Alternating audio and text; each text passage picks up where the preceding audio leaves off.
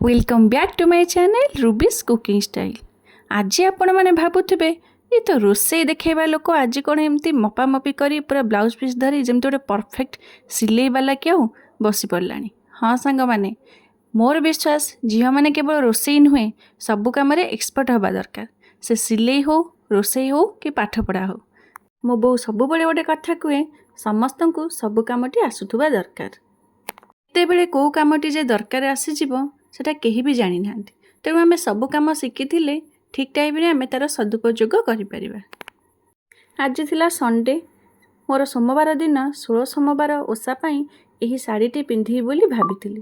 तेणु सका किसी कम सारी दे आगे ब्लाउज पीस टी भल भाव काटी ताकू सिलाई करने बसी पड़ली। जदि ब्लाउज टी मु किपरि भाव कली तार फुल वीडियो देखिए चाहूँगी ताले कमेंट निश्चित जनइबे। ब्लाउज टी अल्प करी तापर बसी पड़ली डोर तैयारी करने। जदि यहीपरि भाव सरू डोर मु किपरि तैयारी करछि जानिया चाहती ताले कमेंट रे निश्चित जनइबे।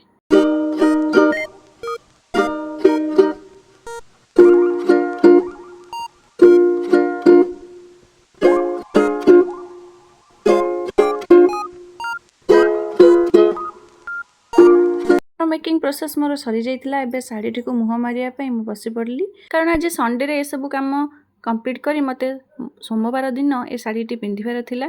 तो ताकू मु प्रथमे ब्लाउज करी तापर साड़ी रो मुह मारी रेडी करी मु रखी देइथिली। जदि फुल वीडियोटी देखिबा पई चाहूछन ताले कमेंट निश्चित जणाइबे। तापर उठी गला को देखला को बापा आनिथिले फ्रेश कांकड़।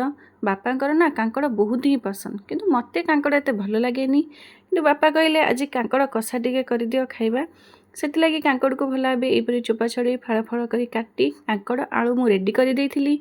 कड़ाई बसई कड़ाई तेल दे तेल गरम हो सारा पर से कांकड़ आलू को लुण हल्दी पकई मु एका संगे भाजी देइछि। कारण एमाउंट मोर कम थिला बापा बो एका ही खाइबे मु तो खाई नहीं। जदि आपणकर एमाउंट अधिक अच्छी अलग अलग करी भाजी पारे। देखो किसी समय पर मोर कांकड़ आलू भल भाव ब्राउन कलर हो आसलानी भल भाव भाजी चलती। आउ टे भल भाव कांकड़ गुड़ी को 5 ରୁ 10 मिनट पर्यंत भाजी मोर भल भाव सब भाजी पर कड़ाई काढ़ी कड़ाई तेल दे फुटण पकई पियाज दे पियाज भल भाव ब्राउन कलर है जाए भाजी पर देखो पियाज गुड़िक मोर ब्राउन कलर हो सारा मुझे लंका गुंड और टमाटो दे किसी समय भाजी पर बाटी थिबा अदा पियाज रसुण पेस्ट को मुझे भाव दे किसी समय कषि चली। अदा रसुण पेस्ट टी को भल भाव कषिबे जेमती तार स्मेल आसब नाही। कषि होथुबा टाइम रे मु सेथिरे किछि करी पाउडर जीरा पाउडर धनिया पाउडर और अल्प टिके हल्दी ऐड करी ताको भल भाव कषि। देखंतु मोर मसला भल भाव कषि हेई आसिलानी। परे मु सेथिरे भजा हिथिबा कांकड़ आलू को पके किछि समय भल भाव कषिबा द्वारा मसला गुड़िक आलू आउ कांकड़े भल भाव मिसीज। मोर एठी आलू आउ कांकड़ सिझी जाइतिला तेणु मुझे आउ पानी न देई ताको सेहीपरि भाव कषि चली। कषा देखो मोर पूरा रेडी हो गलानी। पर किछि गरम मसला पकई ताको मु पूरा रेडी कर नहीं। आपण मानको ये रेसिपीटा किपरि लागिला कमेंट रे निश्चित जणाइबे।